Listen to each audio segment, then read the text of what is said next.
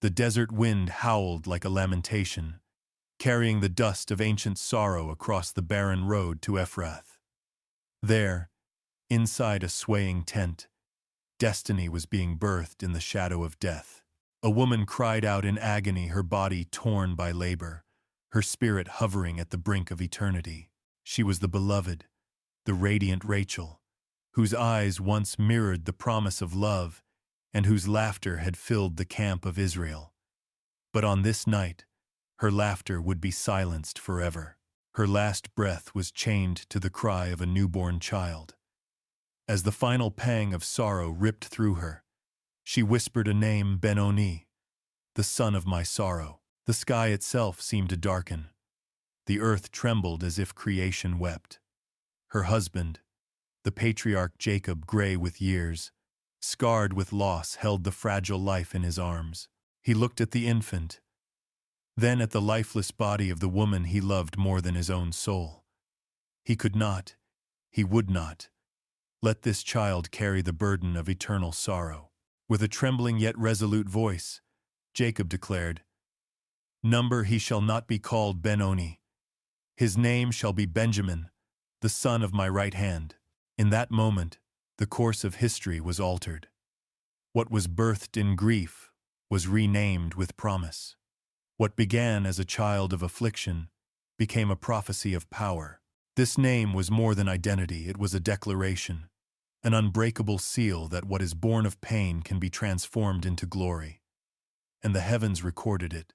The son of sorrow became the son of strength. But pause and ask yourself, why did Jacob intervene? Why did he refuse his wife's dying words and rewrite the destiny of the child?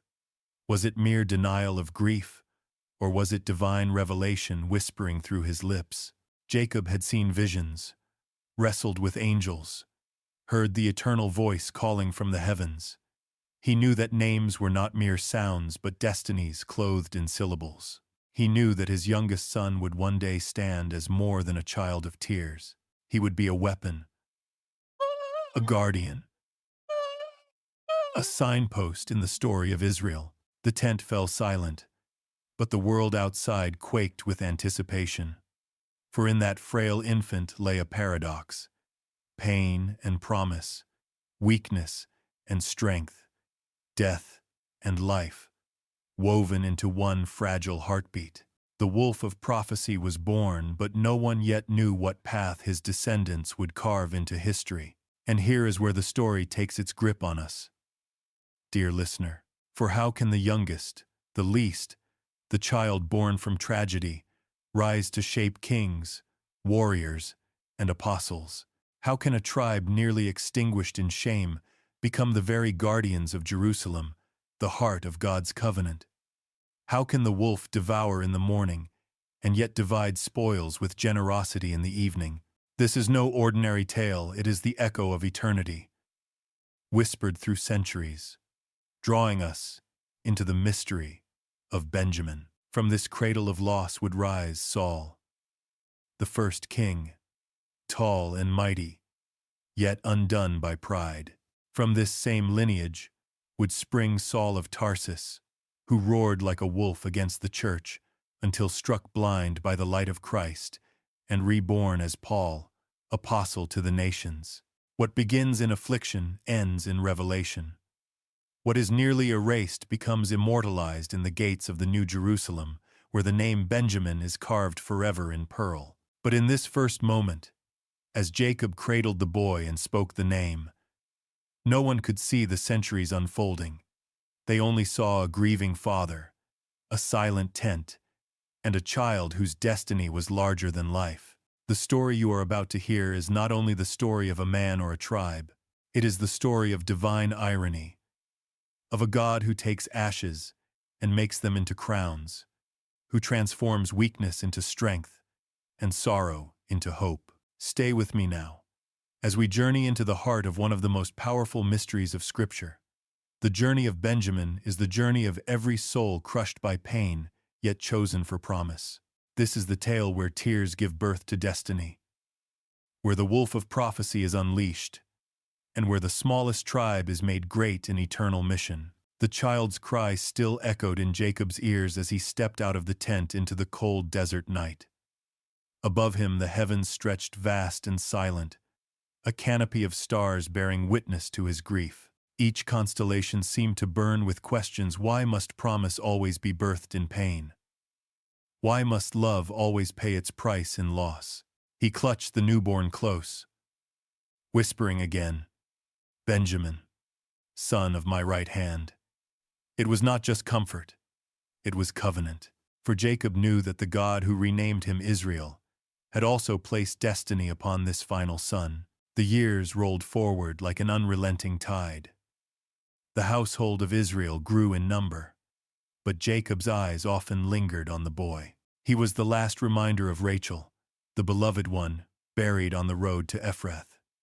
In Benjamin's face, Jacob saw shadows of her smile, the curve of her lips, the softness of her gaze. Protectiveness consumed him. He would not allow harm to befall this child. When danger threatened, Benjamin was shielded. When famine struck, Benjamin was withheld. He was more than a son.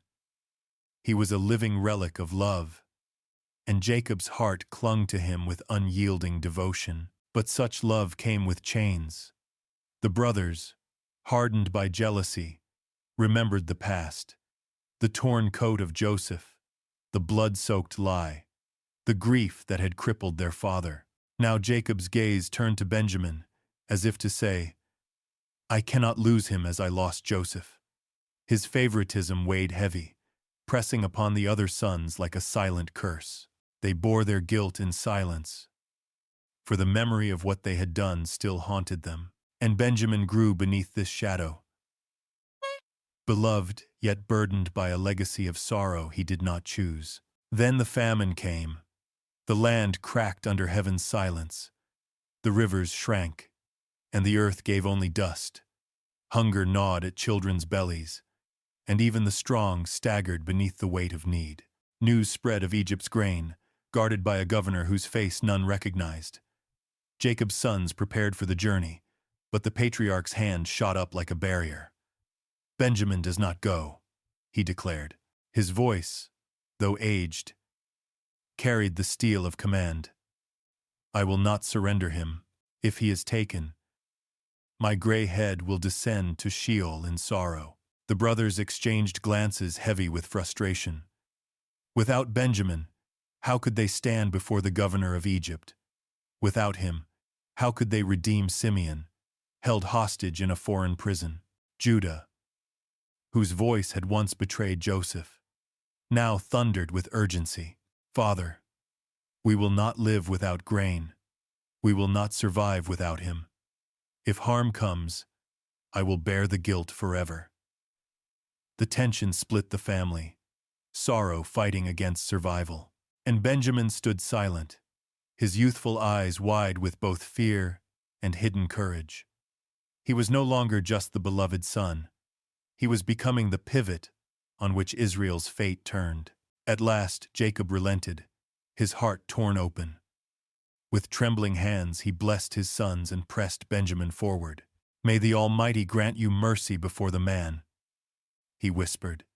"And if I am bereaved, I am bereaved." It was the prayer of a father too weary to resist destiny's demand, and so the caravan set out, carrying their last hope into the land of pyramids and palaces. Egypt rose before them like a golden mirage, its granaries full, its markets bursting, its rulers clothed in authority. The brothers bowed before the governor, unaware that his piercing gaze belonged to Joseph, the brother they had betrayed, the dreamer they had cast into the pit. He asked of their family, his voice cold, his eyes burning. When they spoke of their youngest, Joseph's heart leapt. Benjamin lived. His brother, the child of Rachel, still walked the earth. Yet Joseph's face betrayed nothing. He devised a test, a crucible of truth. "Bring your youngest brother," he commanded, "and prove you are not spies." The return to Egypt brought Benjamin face to face with a mystery greater than himself. Joseph, masking his tears behind the guise of power, looked upon him and whispered, "May God be gracious to you, my son." But the banquet that followed revealed more. Each brother received a portion, but Benjamin's plate overflowed 5 times more than the rest. The brothers watched in silence, their hearts stirring with old suspicions. Why this favoritism again? Why must Rachel's son always be chosen? The test grew harsher. In Benjamin's sack, Joseph's silver cup gleamed like a snare. When the guards overtook them and unveiled the evidence, horror consumed the brothers. The youngest stood condemned. Bound and trembling, he faced the fate that had once swallowed Joseph. History had come full circle. Would the brothers once again sacrifice Rachel's child? Would they abandon Benjamin to save themselves? Or had grief and guilt carved repentance into their hearts? Judah stepped forward, his voice breaking with desperation.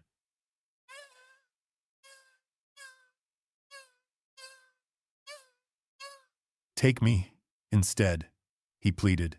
"Let the boy return, or our father will die of grief. I will be his ransom." It was the moment Joseph had awaited. The brother who once sold him now offered his own life in exchange for Benjamin's. The wolf of prophecy stirred, not in Benjamin, but in the hearts of those around him. It was no longer betrayal that defined them, but sacrifice. It was no longer jealousy that marked them, but redemption, and Joseph could bear it no longer. The governor's mask cracked, and tears burst forth. His cry shook the palace walls. "I am Joseph, your brother." Shock froze them, but then relief flooded their souls. The son they had betrayed lived, and the son they had guarded was spared. Benjamin wept in his brother's arms, the memory of Rachel flowing through their embrace. Pain melted into forgiveness, and sorrow into salvation. What had begun as loss was revealed as providence, yet this was only the beginning. For the name Benjamin was not merely survival, it was destiny. Jacob's final blessing still waited, sharp and mysterious. Benjamin is a ravenous wolf. In the morning he devours the prey. In the evening he divides the spoil. A riddle cloaked in prophecy, echoing through time. What did it mean? How could this beloved child become a wolf of war? How could his tribe, smallest among the sons, bear such ferocity? The answer would not be seen in one lifetime, but across generations, through battles, kings, shame, and redemption. The wolf was rising, though few understood it. Night descended over Goshen like a cloak, and the years began to pass as swiftly as the desert wind. Joseph, reconciled with his brothers, secured a place for Jacob's household in the abundance of Egypt. There, in the land of plenty, Benjamin grew into manhood. Yet even in prosperity, his name bore the weight of mystery. For every time Jacob looked upon him, he saw not only the face of his last-born, but also the haunting prophecy that clung to his life like a shadow. Benjamin is a ravenous wolf. What kind of destiny was this? Was it a blessing? Or was it a curse?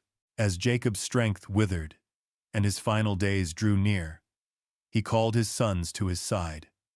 The tent filled with the quiet rustle of garments, the muffled sobs of those who knew the end was near. One by one, the 12 sons gathered, forming a circle around their father's bed. His eyes, clouded with age but burning with spiritual fire, gazed upon them as though he could see beyond their flesh into the eternal scroll of their destinies. He spoke words of judgment, words of promise, words that would echo through generations. Reuben, Simeon, Levi, Judah, all received their portion, whether honor or rebuke. And then, at last, his gaze fell upon the youngest. Benjamin stood still, his heart pounding.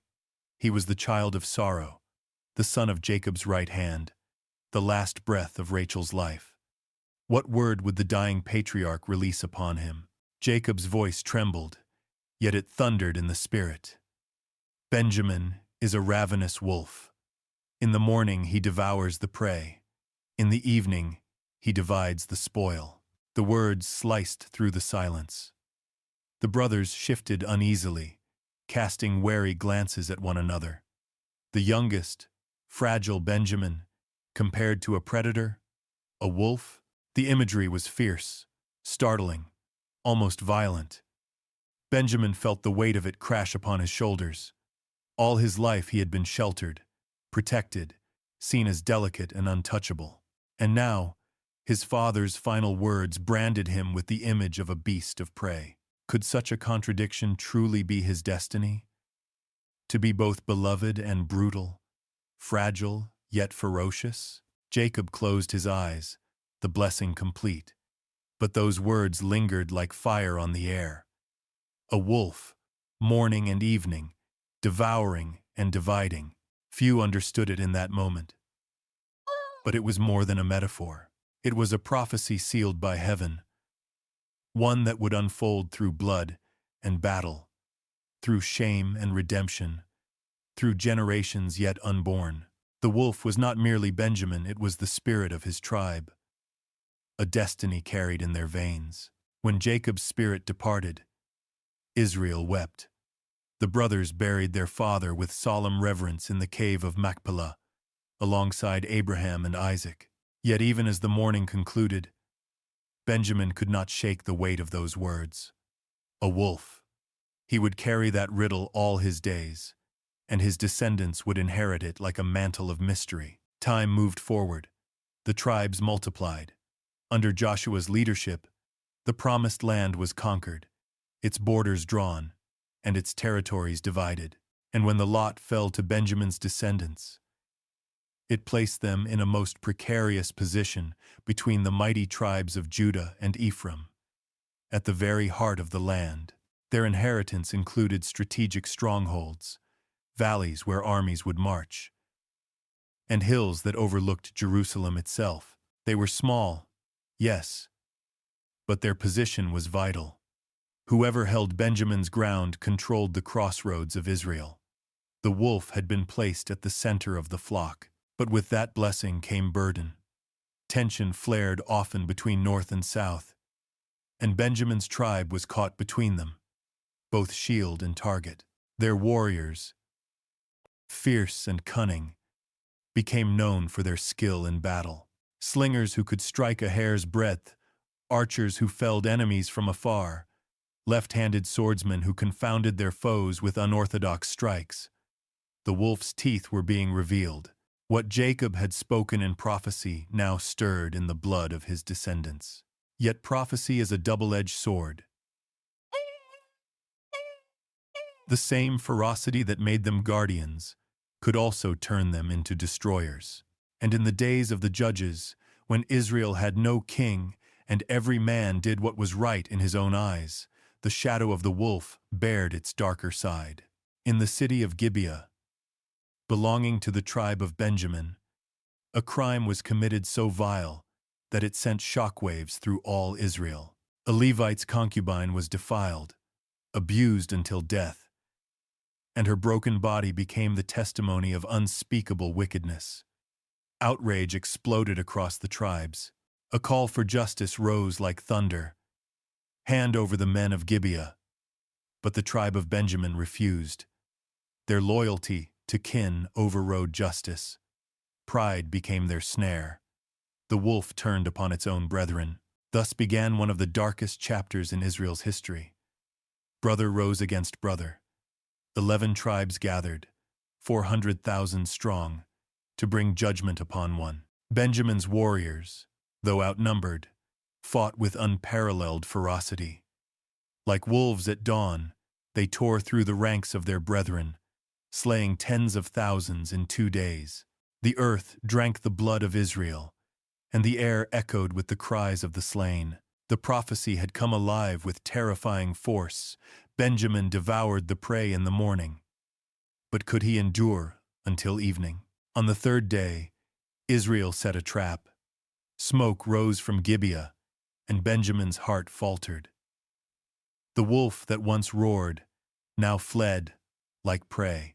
From 26,000, Only 600 men remained, retreating to the rock of Rimmon, hiding like shadows in the caves. The tribe was nearly annihilated, reduced to remnants clinging to survival. And Israel wept bitterly. Victory had brought no joy, only desolation. A tribe of the covenant, almost erased. But even in devastation, mercy found a way. The remnant was spared, brides were provided, and the seed of Benjamin endured. For the Lord does not forsake his promises, even when men fall into ruin. The wolf was wounded but not destroyed. Its story was not finished. From the ashes of Gibeah would one day rise a king, and later, an apostle who would change the world. The prophecy still breathed, waiting to be fulfilled in ways no one yet imagined. Benjamin's name remained a paradox, a riddle for the ages. Child of sorrow, son of the right hand, a wolf, devouring in the morning, dividing in the evening. Each word, a fragment of destiny. Each event, a thread woven into a tapestry only heaven could see in full. The boy once born in tears was now the progenitor of both shame and salvation. A living testimony that God writes his story, not with the strength of man, but with the mysteries of grace. The years after the devastation at Gibeah left scars upon the soul of Israel. The memory of brother slaying brother was like an open wound that never fully closed. Yet even in the ashes of despair, the Lord preserved a remnant. 600 men, weary, broken, and hollow-eyed, had hidden among the crags of the rock of Rimmon. From those few, the tribe of Benjamin was rebuilt. Slowly, painfully, like a tree sprouting from burnt soil, the wolf tribe rose again. Their survival itself was a miracle proof that God's covenant cannot be undone, even by the violence of men. As generations passed, the 12 tribes established themselves in the land promised to their fathers. Yet among them, Benjamin's portion was unlike any other. Their inheritance lay at the very center of Israel, between the strength of Judah to the south and the pride of Ephraim to the north. Their territory held within it hills, valleys, and fortified cities that would one day become the heartbeat of the nation. Among them stood Jerusalem, still in the hands of the Jebusites. But prophecy whispered through the wind. One day, the holy city would belong to the children of the covenant, and Benjamin stood at its gate. It was a heavy calling. The wolf that had once torn apart its own kin was now placed as guardian at the center of Israel's destiny. Every caravan that passed through, every army that marched, every decision of politics or war, Benjamin's land was the crossroads. They were both shield and bridge, protector and target. The weight of Jacob's words, "In the morning he devours the prey, in the evening he divides the spoil," seemed to echo across their hills. For to devour is to conquer, but to divide the spoil is to share, to guard, to sustain the body of the nation. Time pressed forward, and the longing for unity burned among the tribes. Israel, weary of chaos under the judges, demanded a king. They cried out to the prophet Samuel, "Give us a ruler who will go before us into battle." Though Samuel's heart was heavy, the Lord answered, "Do not resist, for they have not rejected you, but me as their king." And so, destiny pointed once more to Benjamin. From the smallest tribe, from the tribe nearly erased, from the wolf, scarred but surviving, the first king of Israel was chosen. His name was Saul, son of Kish, a man tall and striking, whose shoulders towered above the people. His presence inspired awe. His stature commanded attention. Yet behind the outward strength lay the irony of heaven. Could a man from the least tribe, bearing the blood of a people once nearly destroyed, carry the burden of ruling all Israel? The Lord's hand pointed, and Samuel poured the oil upon his head. "Has not the Lord anointed you to be prince over his inheritance?" The people rejoiced. From the ashes of Rimmon, a crown was forged. The wolf tribe had risen to kingship, but kingship is a perilous gift. At first, Saul's heart was humble. He hid among the baggage when chosen by Lot, reluctant to step forward. He fought valiantly against Israel's enemies, and the people loved him. Yet pride began to creep like a serpent into his soul. The same wolfish strength that once defended now turned to disobedience. When Samuel commanded him to wait for the prophet before offering sacrifice, Saul grew impatient and seized the role of priest for himself. When ordered to utterly destroy Amalek, he spared what seemed good in his own eyes, the king and the best of the flocks, thinking to offer them as sacrifice. But Samuel thundered, "To obey is better than sacrifice, and to listen than the fat of rams. Because you have rejected the word of the Lord, he has also rejected you as king." The kingdom that had risen with glory began to crumble with shame. The wolf that had once devoured in the morning faltered when pride overtook obedience. Saul, the son of Benjamin, became both a warning and a lesson. The people mourned, and Samuel wept for him. For the Lord had torn the kingdom away and given it to another, a man after his own heart, from the tribe of Judah. And so the tension between Judah and Benjamin deepened. One bore the promise of kingship forever. The other bore the memory of a crown lost. Yet God was not finished with Benjamin. For when the kingdom split after Solomon's death, when 10 tribes rebelled and crowned their own king in the north, it was Benjamin who stood with Judah. Side by side, they guarded Jerusalem, the city of God. Together, they became the southern kingdom, the last stronghold of the covenant. In that moment, the prophecy of the wolf unfolded anew. The tribe that had once nearly perished became the defender of the holy city, the guardian of the temple where God's name dwelt. Their warriors lined the walls. Their arrows defended the gates. Their presence was a bulwark of faithfulness. Once predators, they were now protectors. The old men of Benjamin would look to their sons and declare, "Remember the words of our father Jacob. The wolf devours in the morning, but divides in the evening. We are called not only to fight, but to share, not only to conquer, but to preserve. We guard Jerusalem, not for ourselves, but for all Israel. If this city falls, all will fall."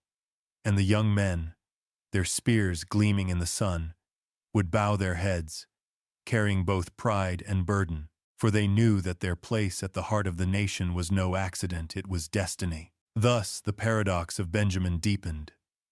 From shame to survival, from survival to kingship, from kingship to guardianship.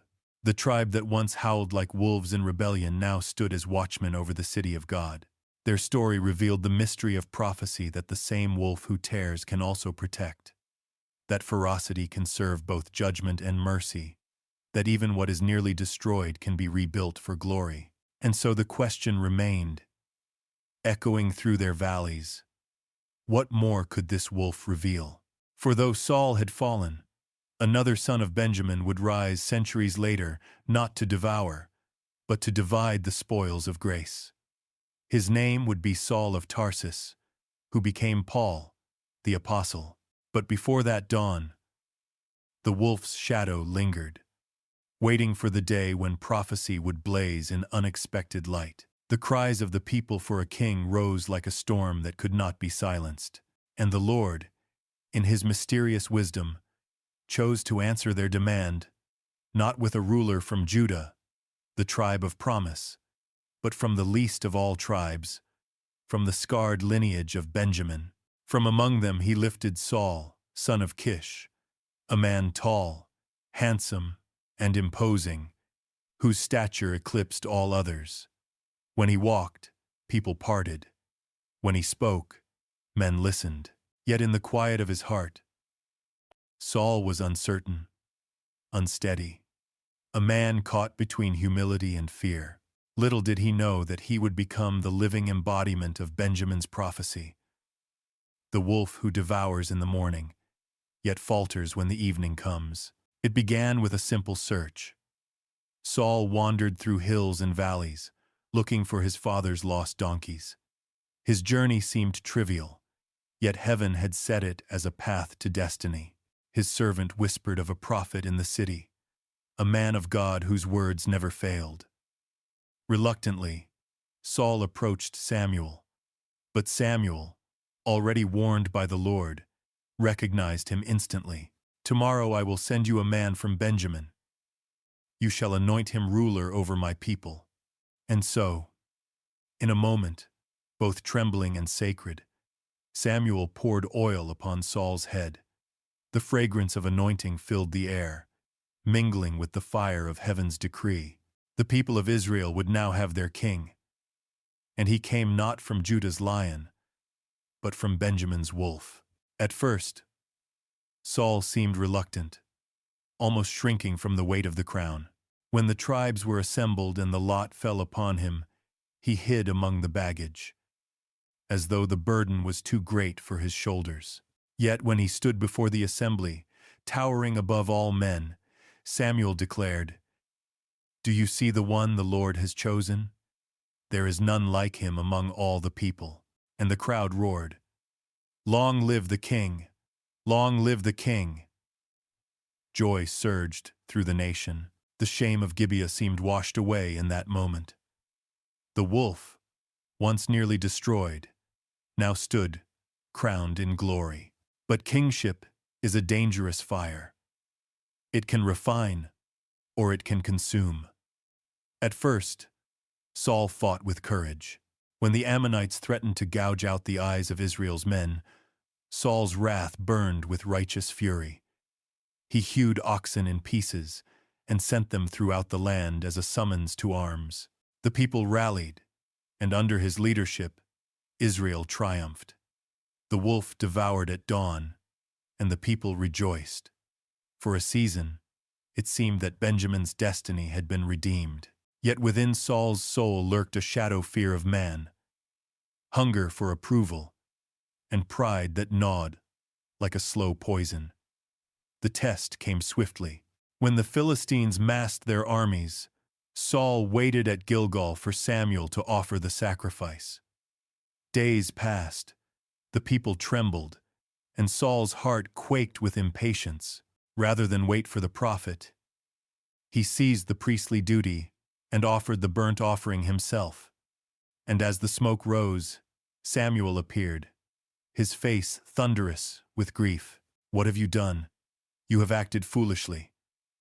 If you had obeyed, the Lord would have established your kingdom forever. But now your kingdom shall not endure." The words struck Saul like a hammer. Yet instead of true repentance, his heart sank into deeper insecurity. The wolf, once roaring, now trembled at shadows. But the Lord, merciful, gave him another chance. He commanded Saul to utterly destroy Amalek, sparing nothing, neither king nor livestock. Yet Saul, swayed by his people and his own pride, disobeyed. He spared King Agag and the best of the flocks, claiming they were for sacrifice. When Samuel confronted him, the bleating of sheep betrayed his lie, and the prophet's voice rang out like a sword. To obey is better than sacrifice. Because you have rejected the word of the Lord, he has rejected you as king. Saul clutched Samuel's cloak, begging, weeping. But the garment tore in his hands, and Samuel declared, "The Lord has torn the kingdom of Israel from you today, and has given it to a man after his own heart." The wolf that devoured in the morning was now fading into twilight, his teeth dulled by disobedience, his spirit clouded by fear. Though Saul remained on the throne, the Spirit of the Lord departed from him. A tormenting spirit entered, and the once mighty king became a shadow of himself. Pride had stripped him of destiny, leaving only a crown heavy with shame. And yet, even in Saul's fall, the mystery of Benjamin deepened. For though the kingdom was promised to Judah, Benjamin still stood at the center of the story. The wolf's line, scarred yet enduring, would not end here. From the same tribe would come another Saul. Centuries later, one who at first would hunt with ferocity, tearing through the early church like prey. Yet unlike the king who fell, this Saul would be transformed by light, remade into Paul the Apostle, dividing the spoils of grace among the nations. The prophecy was still alive, waiting to unfold its fullness. But for now, Israel watched their first king unravel. His pride turned to jealousy, his jealousy into madness, his madness into despair. And the people, who once shouted, "Long live the king," began to whisper in sorrow. The tribe that had risen from near extinction to the throne of Israel now bore the shame of rejection. The wolf, crowned with glory, had stumbled into ruin. And Samuel, the prophet of God, wept alone in the night, mourning for a king who had been chosen but had lost his way. The fall of Saul hung heavy in the air, like smoke after battle. Israel had tasted the bitterness of a crown worn without obedience, and Samuel's lament echoed across the land. The kingdom torn from Saul's hand would not return. Yet even in his failure, the story of Benjamin did not end. For God, in his mysterious sovereignty, does not erase tribes nor abandon covenants. He weaves ruin into redemption, shame into strength. The wolf would stumble, but it would rise again, this time not as the solitary predator, but as guardian of the holy city itself. When David, the son of Jesse from the tribe of Judah, was anointed, the balance of history shifted. Judah had always carried the promise of the scepter, spoken from Jacob's lips. The scepter shall not depart from Judah, nor the ruler's staff from between his feet, until he comes to whom it belongs.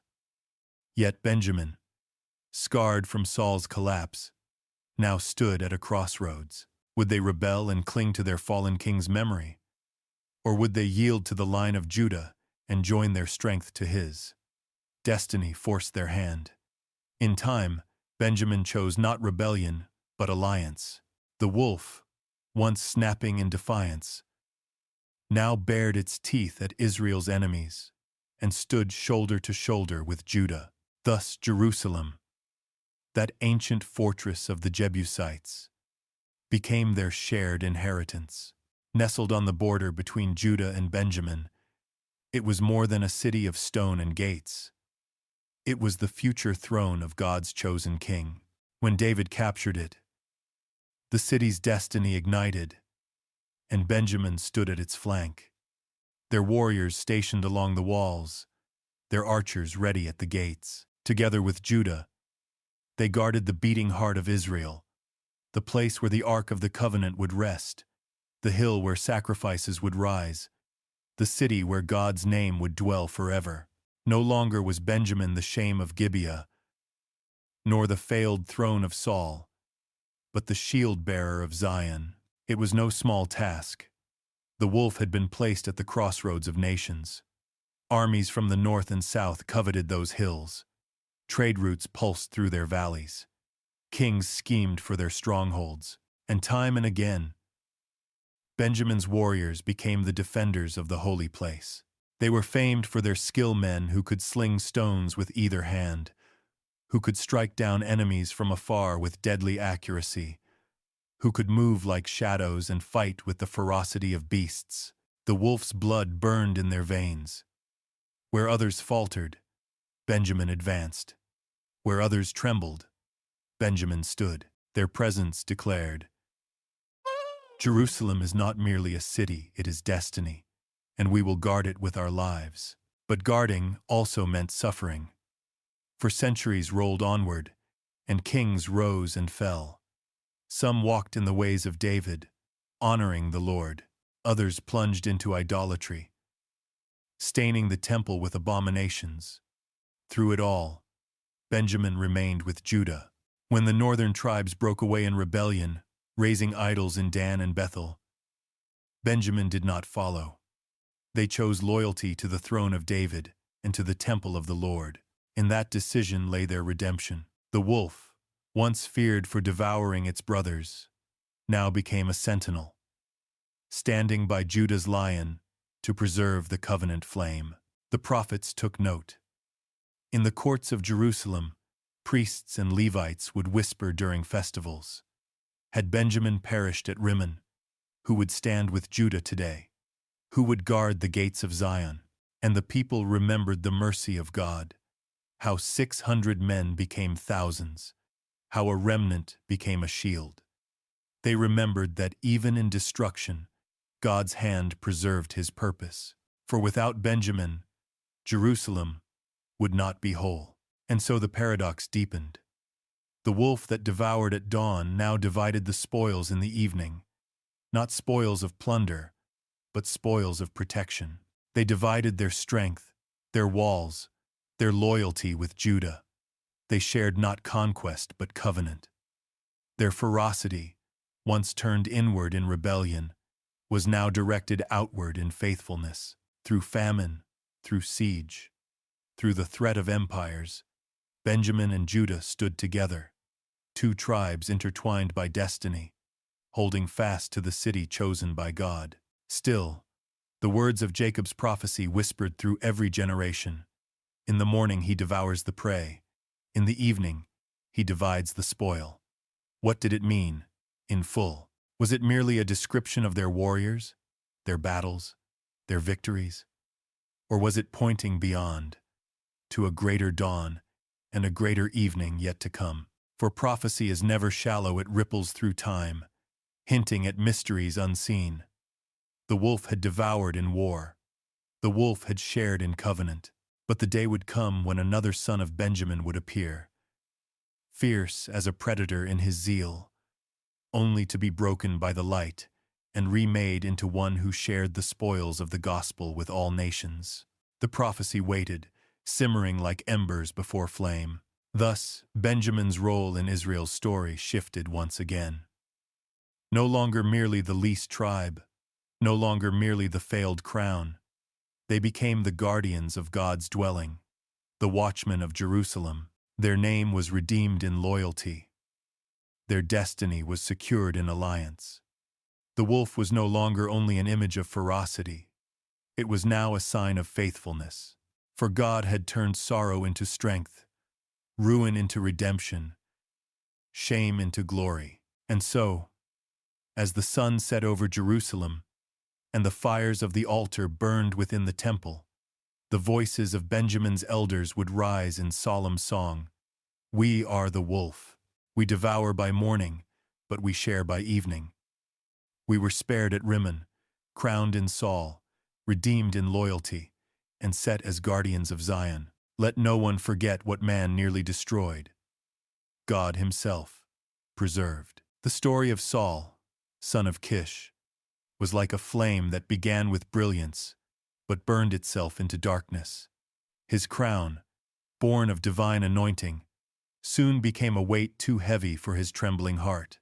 Though he had once been humble, hiding among baggage when chosen as king, pride and insecurity began to gnaw at his soul. The wolf of Benjamin, fierce and bold, now turned upon itself in jealousy, tearing away at the very covenant it was meant to guard. David, the shepherd boy from Judah, entered the scene as Saul's servant, musician, and warrior. His harp soothed the tormented king, driving away the spirit of despair that had come upon him after the Lord's Spirit departed. Yet the very one who comforted him would become the focus of his envy. When David struck down Goliath with sling and stone, the songs of the people echoed through Israel's streets. Saul has slain his thousands, and David his tens of thousands. And those words, simple yet piercing, ignited a fire of rage within Saul's heart. The wolf, once noble in battle, now snarled in envy. From that day forward, Saul's eyes burned with suspicion. His mind, once set upon leading Israel, now bent upon destroying David. He hurled his spear at the boy who had only ever served him. He hunted David through wilderness and caves, through forests and strongholds, consumed with the fear of losing his throne. The king who should have been the shepherd of God's people had become their predator. The wolf no longer defended the flock. It stalked its own lambs. Yet even in this descent, Benjamin's legacy was being written. For the tribe that had once almost annihilated its brothers now bore the shame of a king who turned against God's chosen. The lessons of Gibeah echoed in Saul's madness. Pride and rebellion had always been Benjamin's snare, and now its first king embodied that flaw before the eyes of all Israel. Samuel's words thundered through history. The Lord has sought for himself a man after his own heart, and that man was David of Judah. But note this, even in Saul's hatred, even in his endless pursuit of David, the hand of God was at work. For David refused to lift his hand against the anointed of the Lord. Twice he could have killed Saul in the cave at En-Gedi and in the camp at night, but twice he spared him, proving his heart was different. And through this mercy, the line of Judah was tested and refined, while the tribe of Benjamin bore witness to the consequences of pride. The wolf and the lion circled one another, one snarling in fear, the other waiting in patience. It was a struggle not of swords but of destinies. Saul's end was as tragic as his reign. On Mount Gilboa, the Philistines pressed hard against Israel. His sons fell before him, including Jonathan, the beloved friend of David, a bond so pure that even Saul's rage could not tarnish it. Wounded and desperate, Saul fell upon his own sword rather than be captured. Thus, the first king of Israel, the pride of Benjamin, perished not in triumph but in despair. His crown, once gleaming, was brought in mourning to David, and the wolf, who had devoured so fiercely in the morning, lay broken at evening, undone by disobedience and consumed by fear. Yet here, too, the paradox deepened. For Benjamin, though shamed by Saul's downfall, did not vanish into obscurity. The Lord, in mercy, preserved them. They remained beside Judah, guarding Jerusalem, holding their ground even when kingdoms split and idols rose in the north. The tribe that had birthed a fallen king would also stand as guardian of the true throne, the line of David, from which the Messiah himself would come. The wolf, even in its failure, was bound by God's hand to the lion, and together they carried the covenant forward. Generations would remember Saul not only for his victories or his failures, but as the signpost of Benjamin's dual destiny. Strength without obedience leads to ruin, but loyalty, even from the least tribe, secures a place in God's eternal story. And in this tension lay the mystery of Jacob's prophecy. For if the morning was Saul devouring prey in zeal, then the evening awaited another, a different Saul, born centuries later, who would indeed divide spoils, not of war, but of grace. The name would be redeemed in the Apostle Paul. But that dawn had not yet come, for now the people mourned. The throne passed to David, and Judah rose to lead. But Benjamin, though wounded, remained by his side. Together, wolf and lion guarded Jerusalem, the city of the great king, and prophecy whispered still, echoing across hills and valleys. Benjamin is a ravenous wolf. In the morning he devours the prey. In the evening he divides the spoil. The morning had ended in sorrow. The evening still waited in the mind of God. When the glory of Solomon's reign faded into dust, and the weight of his splendor became a burden upon the people, a fracture split the heart of Israel. Heavy taxes, forced labor, and discontent spread like wildfire. The northern tribes rose in rebellion, crying out against the house of David. At Shechem, they crowned Jeroboam as their king and turned their backs upon Jerusalem, erecting golden calves in Bethel and Dan. The once united nation fractured into two. The northern kingdom of Israel, with its 10 tribes, and the southern kingdom of Judah. The question remained, to which kingdom would Benjamin pledge its loyalty? It was no small decision. Benjamin, small in number, yet mighty in heritage, lay between the powers of north and south. Their land was strategic. Their warriors were famed. Their history was marked by both shame and redemption. Would they follow the greater number and side with the 10 tribes, or would they stand with Judah, whose throne was battered yet chosen by God? The answer was written not merely in politics but in prophecy. Benjamin remembered.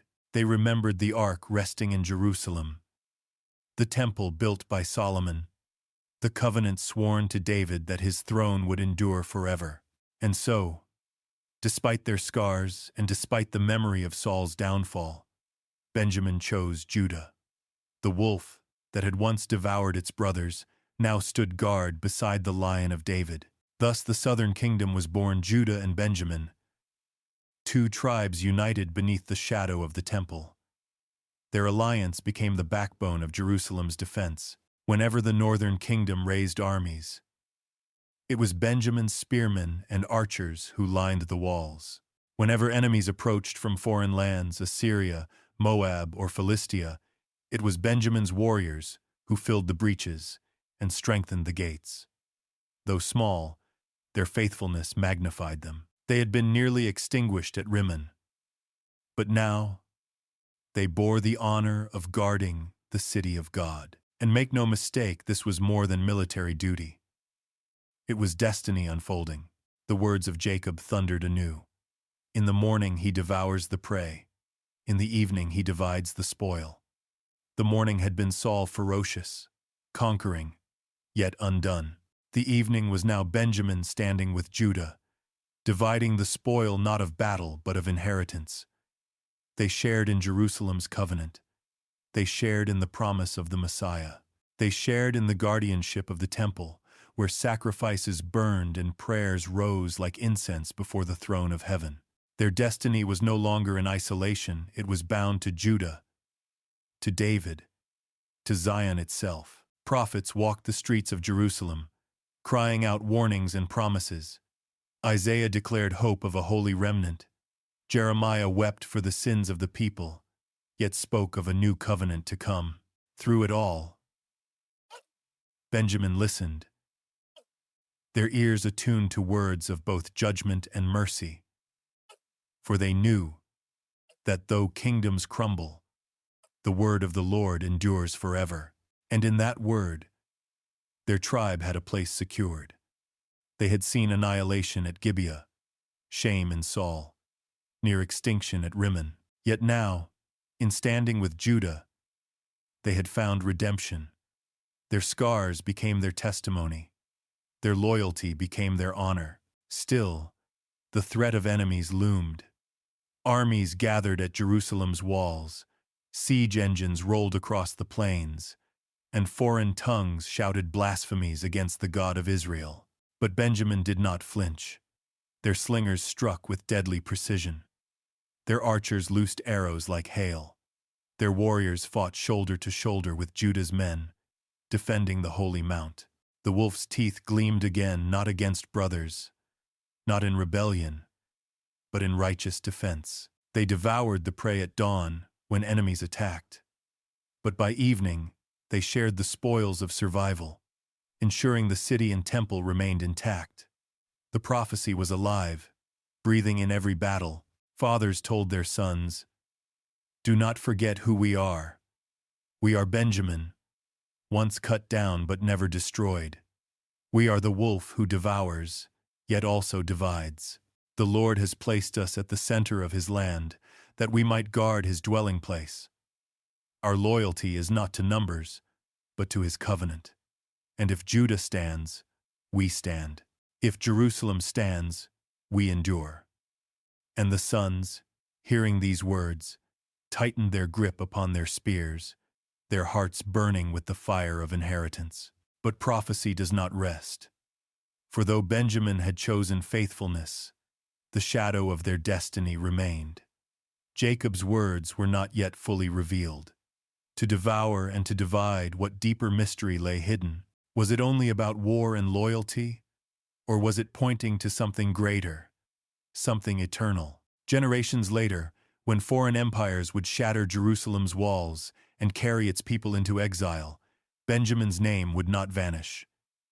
Even in Babylon, even in scattering, they remained. And centuries after, when the son of David walked those same streets, teaching in the courts of the temple, it would again be a son of Benjamin who would rise, fierce as a wolf, only to be transformed into a shepherd of souls. That moment was yet to come. For now, Benjamin's role was clear: guardian of the holy city, shield of the temple, loyal to Judah, faithful to Zion. The wolf had found its place beside the lion, and together they waited for the fulfillment of promises that stretched beyond kingdoms, beyond thrones, into eternity. The prophecy of Jacob had never faded. His words, uttered with his last breath, clung to the tribe of Benjamin like a mantle of fire.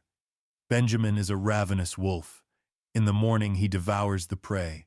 In the evening he divides the spoil. Generations pondered their meaning, turning them over in whispered prayers, teaching them to their children as both warning and hope. What did it mean to be called a wolf by their father Israel? Was it a curse of violence, or was it a blessing of strength? In truth, it was both a paradox that would shape their story. From their earliest days, Benjamin's warriors became infamous for their ferocity. They were not many in number, but what they lacked in size, they made up for in skill. Among them arose men trained with the sling, who could strike a target with either hand, left or right, without missing by a hair's breadth. They fought like predators, swift, cunning, and relentless. In the book of Judges, we see this embodied in Ehud, the left-handed deliverer, a son of Benjamin. With cunning and courage, he freed Israel from Moabite oppression by striking down King Eglon with a concealed dagger. Alone he entered the enemy's presence, and alone he walked out after the deed was done, leaving chaos in his wake. That single act sparked a revolt that delivered the nation. The wolf had devoured its prey at dawn. But Benjamin's legacy was not only in sudden violence. It was in persistence, in loyalty, in the ability to endure where others faltered. Their territory, though small, was strategic. To the north lay Ephraim's pride, to the south, Judah's promise. And Benjamin stood between them like a hinge holding the nation together. They were often caught in conflict, yet they endured, dividing their strength, their cities, and their lives for the sake of Israel. This was the evening of the prophecy. Dividing the spoil, sharing what they had, ensuring survival not only for themselves, but for all. And yet, the darker edge of the wolf remained. The shame of Gibeah, where sin nearly annihilated the tribe, still haunted them. The memory of Saul, whose pride lost him the throne, still burned like a scar. The wolf, untamed, could destroy its own. But even here, the mystery deepened. For God was not finished with Benjamin. Out of their weakness, he would display his strength. Out of their scars, he would write redemption. As the centuries passed, the prophets kept watch. They saw armies rise and fall, temples built and destroyed, kings ascend and crumble, and through it all, Benjamin remained beside Judah, holding the walls of Jerusalem, guarding the temple of the Lord. Their loyalty, once questioned, was now proven. The wolf had learned discipline. Their ferocity, once turned against their brothers, was now wielded for God's city. And still the prophecy echoed, devouring in the morning, dividing in the evening. What did it mean in its fullness? Was it yet fulfilled, or was there still more to come? The answer began to glimmer in the days of the new covenant. For among the children of Benjamin, in the city of Tarsus, a son was born. His name was Saul. He was zealous for the law, trained under the great teacher Gamaliel, a Pharisee of Pharisees, blameless in the commandments, and like the wolf of Jacob's vision, he prowled with relentless zeal. When the followers of Jesus began to spread their message, Saul became the hunter. He dragged men and women from their homes, threw them into prisons, and scattered the church with terror. His very name struck fear into the hearts of believers. He was the wolf devouring in the morning, fierce and unyielding. But destiny is not bound to shadows. On the road to Damascus, the light of heaven struck Saul down. Blinded, trembling, he heard the voice of the risen Christ. "Saul, Saul, why do you persecute me?" In that moment, the predator was disarmed. The wolf fell before the shepherd. And when his sight was restored, it was not the same Saul who rose. He became Paul, the apostle to the nations. The devourer became the one who divided the spoil, not of war, but of grace. He shared the riches of the gospel across the world, carrying the name of Jesus to Jews and Gentiles, kings and slaves, the farthest corners of the Roman Empire. The prophecy of Jacob, whispered centuries before, blazed into full light. In Saul and Paul, in one man, Benjamin's destiny unfolded. Devourer in the morning, divider in the evening. And here lies the mystery. The prophecy was not merely about battles and spoils, not merely about cities or kings. It was about transformation. The wolf was not only a symbol of ferocity but of duality. Fury turned to faithfulness. Predator turned to protector. Zeal turned to grace. Benjamin's story revealed that God does not erase our nature. He redeems it. The same fire that once destroyed could be turned to light the world. The same ferocity that once hunted could be used to guard and to share. The wolf was both judgment and mercy, both sword and bread, both destruction and redemption. Thus, Benjamin became more than a tribe. It became a living testimony of divine paradox. The least became essential. The scarred became chosen. The predator became apostle. And the prophecy that began with Jacob's trembling lips found its eternal echo in Paul's letters. What was gain to me, I counted as loss for Christ. The wolf had surrendered to the lamb, and in doing so, fulfilled its destiny. But the story does not end even there. For John, in his vision on Patmos, saw the New Jerusalem descending like a bride adorned for her husband. And in its great walls were 12 gates, each bearing the name of a tribe of Israel. Among them was Benjamin, the wolf that once nearly tore Israel apart, the tribe nearly erased at Rimmon, the lineage marked by shame and by glory, had its name carved into eternity. Rachel's tears had become an everlasting song of joy. The prophecy was complete, not in destruction, but in redemption. What began in sorrow was sealed in glory. The vision of John on Patmos unfolded like the final seal of Benjamin's destiny. He saw the holy city, the New Jerusalem, descending from heaven, radiant as a bride prepared for her bridegroom. Its walls were great and high, shining with the brilliance of precious stones. 12 gates encircled it, each carved from a single pearl, and above every gate was inscribed the name of one of the 12 tribes of Israel. And there, gleaming in eternal light, was a name once drenched in sorrow, once scarred by shame. Benjamin, the child once called Benoni, son of sorrow, was now engraved upon the eternal gates as Benjamin, son of the right hand. The wolf, once feared for its ferocity, was now honored as a guardian of eternity. What had been born in the shadows of Rachel's death now stood in the brilliance of God's everlasting city. No more tears, no more war, no more shame, only glory inscribed forever. Think of it. The tribe nearly erased at Gibeah, reduced to 600 men hiding in caves, now forever memorialized in the very foundations of the heavenly city.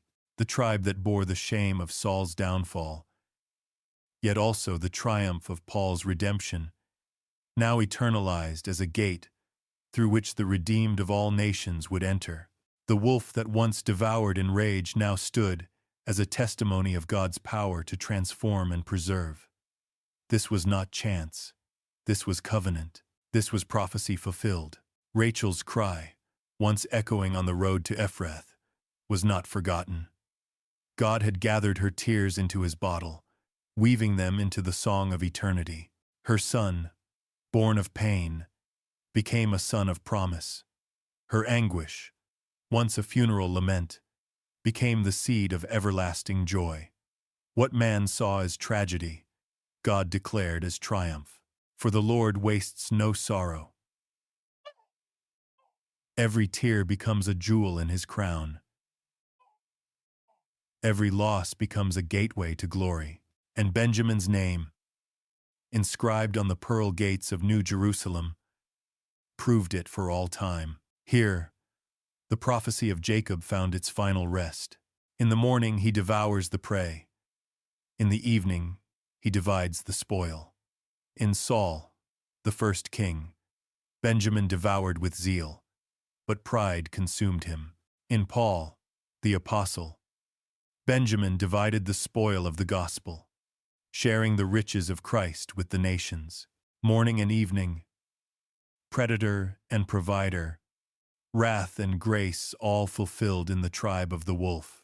What once seemed a curse was revealed as mystery, pointing not to destruction, but to redemption, not to shame, but to glory. And so the paradox of Benjamin is the paradox of God's kingdom itself. The least becomes greatest, the despised becomes chosen, the scarred becomes redeemed. The wolf, once feared, becomes guardian of the eternal city. The son of sorrow becomes the son of the right hand. In Benjamin's story lies the message for every soul crushed by pain yet chosen for promise. What begins in tears can end in triumph. What begins in ashes can rise in eternal light. Behold the gate of Benjamin, open forever.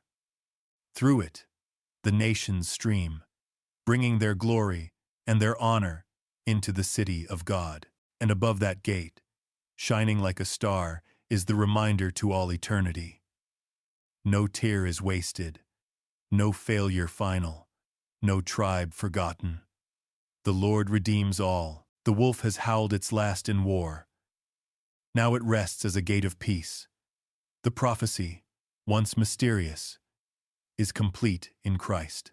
And the story of Benjamin, from Rachel's deathbed to John's vision, resounds with one eternal truth. Behold, he makes all things new. In the silence of eternity, the name Benjamin gleams, not only as history fulfilled but as prophecy alive for every generation. The gate that bears his name is not merely stone, not merely pearl, it is testimony. It cries out to all who enter the New Jerusalem. God redeems the broken. God exalts the least. God transforms the wolf into a shepherd. The story of Benjamin, from Rachel's last breath to Paul's letters, is not just the story of a tribe.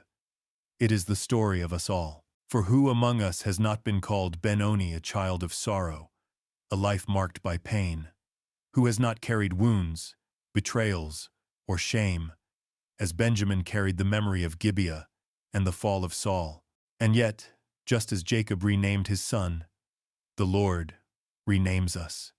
He does not allow sorrow to be our final word. He speaks over us. Son of my right hand, daughter of my promise, chosen of my covenant. What begins as grief is renamed in hope. What begins as weakness is sealed in strength. Benjamin's wolf, fierce in the morning and generous in the evening, becomes a parable for every soul. In our youth, we may devour chasing ambition, clinging to pride, tearing at life with hunger and zeal. But as the evening comes, when the Spirit transforms us, we divide the spoil. We learn to share, to bless, to pour out what was once selfish hunger into life for others. The wolf is not destroyed. It is redeemed. Its strength becomes service. Its zeal becomes love. Its ferocity becomes faithfulness. This is the mystery of grace, that God does not erase our nature, but sanctifies it, turning what once destroyed into what now preserves. Look at Saul of Tarsus, the son of Benjamin. In the morning of his life, he hunted the church with fury. His name struck terror. His zeal was a sword. Yet, on the Damascus road, the shepherd broke the wolf, blinded him with light, and called his name. And in the evening of his life, he divided the spoil, not plunder of war, but riches of Christ. He gave the world letters still burning with fire, words that built churches, comforted saints, rebuked sinners, and declared the mystery of the gospel. In him, the prophecy blazed clear. Devourer in the morning, provider in the evening. This was Benjamin's destiny. This is the pattern of redemption. And beyond Paul, the story stretches into eternity. For when John saw the New Jerusalem, the gates bore witness that no tribe is forgotten, no scar erased from God's covenant. There is a gate for Reuben, though his sin was great. There is a gate for Levi, though his violence stained him. There is a gate for Benjamin, though his shame nearly destroyed him. And through those gates, all nations will walk, clothed in robes of white, washed by the Lamb. The wolf, once feared, is now a door into peace. This is where Benjamin's story reaches into your own. For perhaps you too have been marked by loss. Perhaps your name has been sorrow. Perhaps you feel more wolf than lamb, more predator than saint. But hear the truth of eternity. God is not finished with you.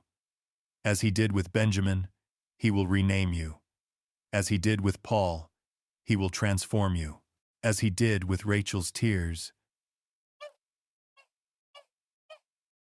he will weave your sorrow into joy everlasting. For the gates of New Jerusalem are not symbols of tribes long gone. They are promises for all who overcome, for all who trust the Redeemer. So remember Benjamin. Remember the wolf who once tore and now guards. Remember the child of sorrow who became the son of the right hand.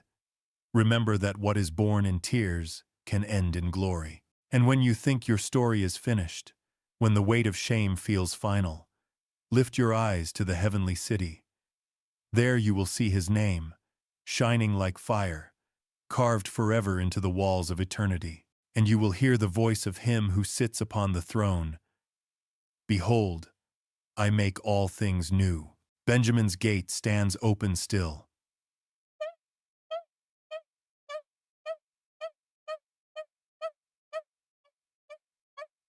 And through it, we too are called to enter. The story of Benjamin, beloved yet burdened, scarred yet exalted, now rises before us like a mirror of eternity. From the barren road to Ephrath where Rachel wept her last, to the heights of the New Jerusalem where his name is carved in pearl. His journey is the journey of every soul that has walked through sorrow into promise. His life, his tribe, his legacy, all testify that the hand of God never abandons, never wastes, never fails. Benjamin began as Benoni, son of sorrow. His first breath was bound to his mother's last. His earliest cry was drenched in grief. And yet, Jacob, refusing to let sorrow define him, spoke a new name, Benjamin, son of the right hand. Do you see it? This is the rhythm of redemption, that what begins in pain is renamed in hope, that what begins in weakness is rewritten in strength. This is not just Benjamin's story, it is the story of every heart that has been crushed, yet chosen. Through the centuries, his tribe bore both light and shadow. They fought with unmatched ferocity. Their warriors feared as wolves at dawn. They bore shame in the sin of Gibeah, nearly erased by their brothers' swords.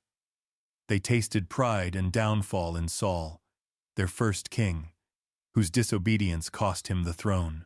And yet, again and again, God preserved them. Out of caves at Rimmon, he rebuilt them. In loyalty to Judah, he honored them. In Paul, the apostle, He revealed the fullness of their prophecy. What man sought to destroy, God raised as testimony. What the world despised, heaven sealed as eternal. Consider this. Jacob's words were not a curse, but a vision. In the morning he devours the prey. In the evening he divides the spoil. In Saul, the morning burned bright zeal, strength, ferocity, yet it ended in ruin. In Paul, the evening shone with grace, the spoils of the gospel shared across nations. Words of eternal life divided among Jew and Gentile alike. Benjamin's wolf found its purpose not in destruction, but in transformation. From predator to provider, from devourer to divider, from shame to salvation. This is the mystery of God's power. To take what is fierce and make it faithful. To take what is wild and make it holy. And at the end, John's vision sealed it forever. The 12 gates of the city of God bear 12 names, and among them, Benjamin. No more wandering, no more war, no more shadow of shame. His name, once a cry of sorrow, now gleams as a gate of glory. Through it, the redeemed of all nations will walk. Through it, the wolf becomes a watchman of eternity. Through it, Rachel's tears are remembered no longer as grief, but as jewels woven into the eternal crown. O listener, let this truth pierce your heart. Benjamin's story is your story. Have you been born in pain? So was he. Have you carried scars of shame? So did his tribe. Have you stumbled in pride or wept in despair? So did their king. But the God who renamed Benjamin will rename you. The God who redeemed his scars will redeem yours. The God who transformed a devourer into an apostle will transform you into a witness of his glory. No sorrow is wasted. No wound is final. No failure is beyond his hand. When you walk through your valleys of Gibeah, when you hide in your caves of Rimmon, when you fear the crown has slipped from your grasp, remember Benjamin. Remember the wolf who found his place at the gates of the New Jerusalem. Remember that in Christ, the story always ends in triumph. For the one who spoke, "Behold, I make all things new," is faithful. And if he could raise a tribe from ashes, crown the least with kingship, redeem the fiercest persecutor into the gentlest shepherd of souls, then surely he can take your story too and write it into eternity. This is the mystery of Benjamin. This is the call of the wolf redeemed. This is the promise that echoes through the gates of heaven. What is born in sorrow will end in glory.